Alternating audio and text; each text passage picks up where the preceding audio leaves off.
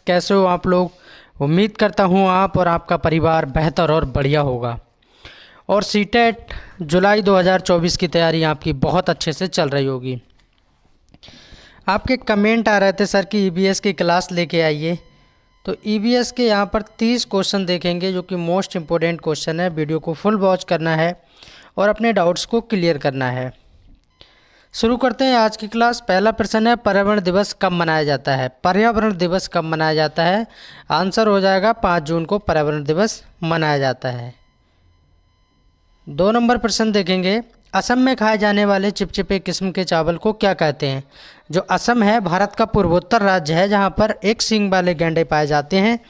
साथ ही साथ एक्स्ट्रा चीज़ें भी आपको बताता चलूँगा।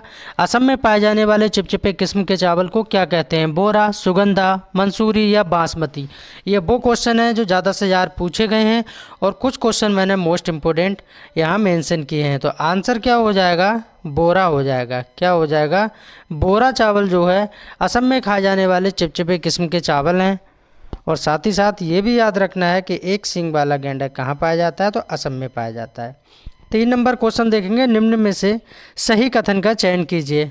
सिलेक्ट करना है ट्रू ऑप्शन को, बिल्कुल सही चयन करना है। नारियल के तेल में बनी मछली गोवा में खाई जाती है, क्या यह स्टेटमेंट सही है? बी में कहा जा रहा है कि सरसों के तेल में बनी मछली कश्मीर में खाई जाती है। और सी में कहा जा रहा है ए और बी दोनों सही है। और डी में कहा जा रहा है ए सही है अथवा बी गलत है। तो 3 का राइट आंसर क्या हो जाएगा? ए और बी दोनों बातें बिल्कुल ठीक है। नारियल के तेल में बनी मछली कहाँ खाई जाती है? गोवा में, बिल्कुल ठीक है।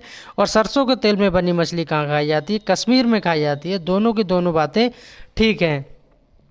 मैंने क्वेश्चन को थोड़ा अच्छे से बनाया क्योंकि एक 1 लाइनर क्वेश्चन जब आपसे पूछा जाएगा, सिंगल पूछा जाएगा कि नारियल के तेल में मछली कहाँ खाई जाती है, तो गोवा याद रखना है, सरसों के तेल में कश्मीर को याद रखना है।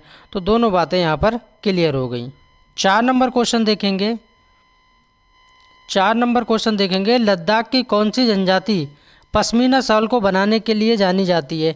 सीटेट का 1 से 5 का पेपर हो या 6 से 8 का पेपर हो, ये क्वेश्चन ज़रूर पूछा जाता है।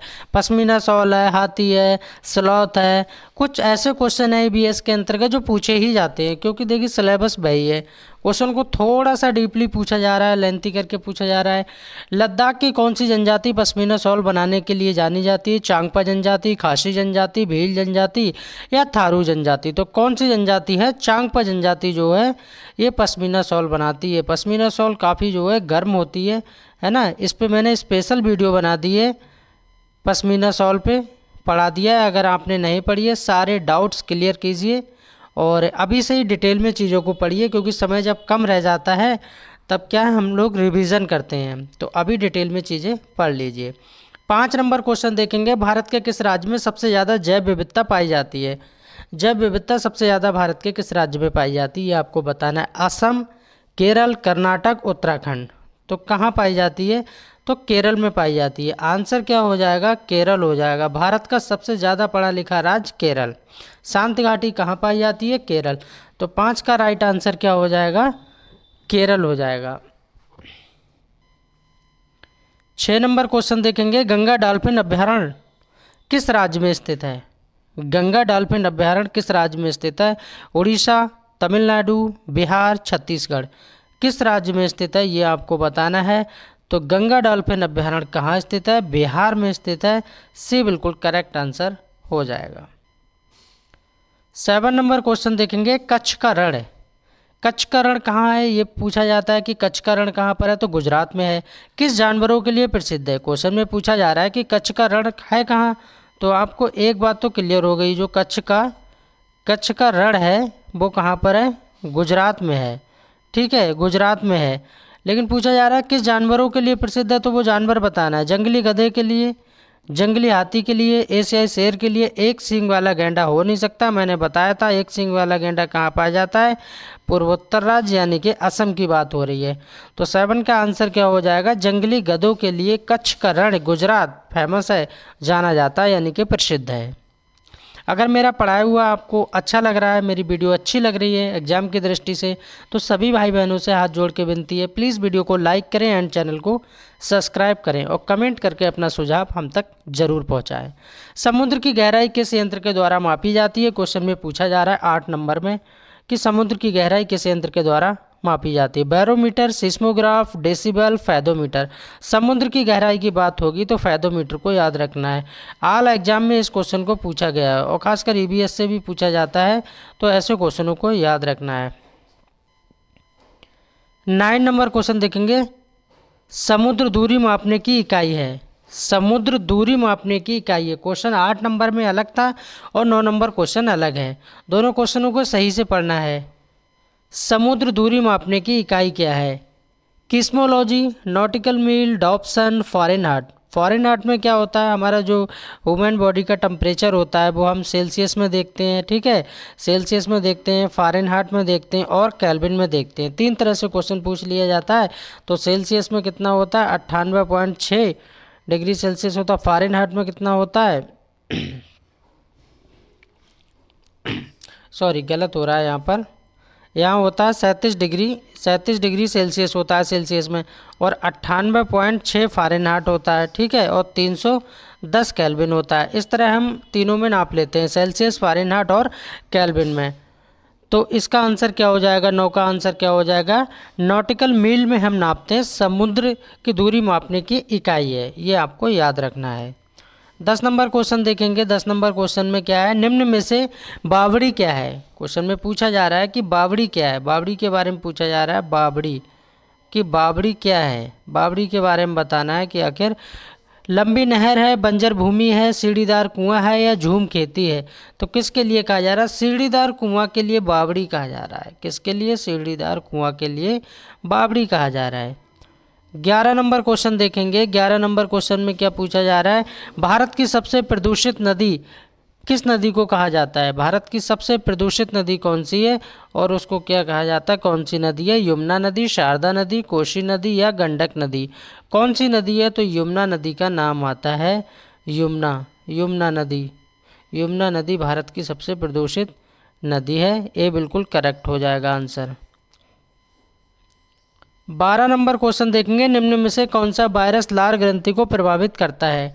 लार ग्रंथि को प्रभावित करता है lyssa virus, mumps virus, varicella virus, hepatitis virus. तो 12 का राइट आंसर क्या हो जाएगा? मम्पस वायरस हो जाएगा। Mumps virus is correct answer, B वाला बिल्कुल सही हो जाएगा। 13 नंबर क्वेश्चन देखेंगे। पपेटी किसका त्यौहार है? पपेटी, क्वेश्चन को सही से पढ़ना है। पपेटी बताना है। पपेटी किसका त्यौहार है? सिखों का, हिंदू का, पारसियों का या इनमें से कोई नहीं? तो किसका त्यौहार है ये बताना है। तो पारसियों का त्यौहार है ये। क्या है? पारसियों का। बैसाखी किसका त्यौहार है? सिखों का त्यौहार है। हिंदू का रक्षाबंधन है, भैया दूज है, होली है, दिवाली है, करवा चौथ है, बहुत सारे त्यौहार हैं। 14 नंबर क्वेश्चन देखेंगे। 5 नदियों से घिरा राज्य कौन सा है? 5 नदियों से घिरा राज्य कौन सा है? पंजाब, गुजरात, कर्नाटक, गोवा। 14 का राइट आंसर हो जाएगा, क्या हो जाएगा? पंजाब हो जाएगा। 5 नदियों से घिरा हुआ कौन है? पंजाब है। पंजाब की राजधानी क्या है? चंडीगढ़ है। और हरियाणा की राजधानी क्या है? चंडीगढ़ है। गुजरात की राजधानी क्या है? गांधीनगर है। गोवा की राजधानी क्या है? पणजी है। कर्नाटक की राजधानी आप कमेंट करके बताएंगे। मैं साथ ही साथ आपको राजधानी भी याद कराता चल रहा हूँ, ताकि भारत के 28 राज्य हैं और 28 राज्यों की राजधानी आपको आराम से याद हो जाए। 15 नंबर क्वेश्चन देखेंगे। विश्व की सर्वाधिक लवणता वाली झील कौन सी है? सबसे ज़्यादा लवणता पाई जाती है उस झील को आपको बताना है। बॉन झील, बैकांग झील, मृत सागर झील, कैस्पियन सागर झील। 15 का राइट आंसर क्या हो जाएगा? बॉन झील हो जाएगा। ये बिल्कुल राइट हो जाएगा। 16 नंबर क्वेश्चन देखेंगे। वायुमंडल की सबसे भारी परत कौन सी है? समताप मंडल, क्षोभ मंडल, मध्य मंडल, बहिर्मंडल। सबसे भारी परत बताना है, कौन सी सबसे भारी परत है? तो बहिर्मंडल जो है सबसे भारी परत है। 16 का आंसर क्या हो जाएगा? डी हो जाएगा।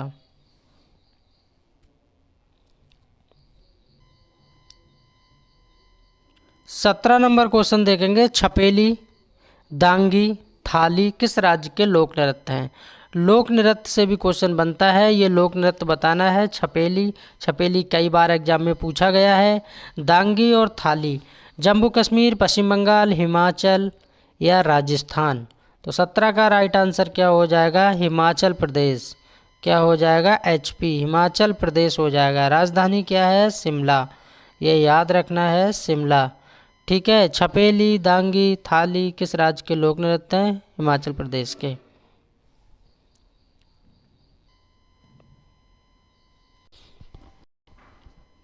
नेक्स्ट क्वेश्चन देखते हैं, 18 नंबर क्वेश्चन देखते हैं, असम का शोक किस नदी को कहा जाता है। असम का शोक किस नदी को कहा जाता है, ब्रह्मपुत्र नदी, दामोदर नदी, कर्मनाशा नदी या कोसी नदी। असम का शोक किसको कहा जाता है, तो ब्रह्मपुत्र नदी को कहा जाता है। ये बिल्कुल सही हो जाएगा। 19 नंबर क्वेश्चन देखते हैं, केंद्रीय प्रदूषण नियंत्रण बोर्ड कहाँ पर स्थित है। केंद्रीय प्रदूषण नियंत्रण बोर्ड कहाँ पर है, दिल्ली, चेन्नई, कोलकाता, लखनऊ। तो 19 का राइट आंसर क्या हो जाएगा, दिल्ली में स्थित है, ये आपको याद रखना है। केंद्रीय प्रदूषण नियंत्रण बोर्ड कहाँ पर है, दिल्ली में है, दिल्ली को याद रखना है।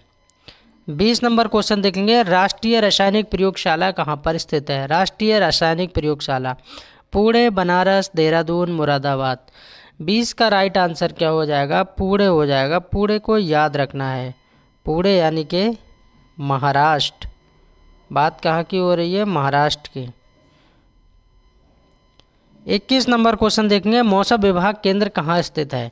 मौसम विभाग जो हमें पता लग जाती है कि आने वाले 2 दिनों में बारिश होने वाली है, ओला पड़ने वाले हैं, या बहुत ठंड पड़ेगी या बहुत गर्मी पड़ेगी, तो ये मौसम संबंधी जो जानकारी हमको प्राप्त होती है वो किस जगह से होती है, वही क्वेश्चन में पूछा जा रहा है। तो पूरे महाराष्ट्र से ही प्राप्त हमें होती है। बी बिल्कुल राइट हो जाएगा।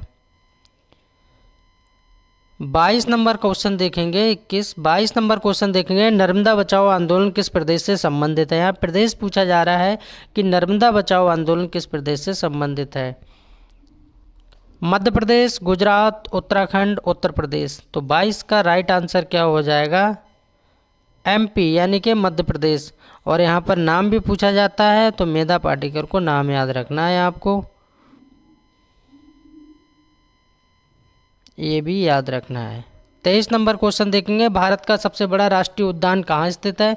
भारत का सबसे बड़ा राष्ट्रीय उद्यान कहाँ स्थित है, हिमिस, राजाजी नेशनल पार्क, काजीरंगा राष्ट्रीय उद्यान या इनमें से कोई नहीं। भारत का सबसे बड़ा राष्ट्रीय उद्यान हिमिस, हिमिस राष्ट्रीय उद्यान है, यानी कि ए बिल्कुल करेक्ट हो जाएगा। और ये है कहाँ पर, ये पूछ लिया जाता है, तो ये लेह लद्दाख में है, ये याद रखना है।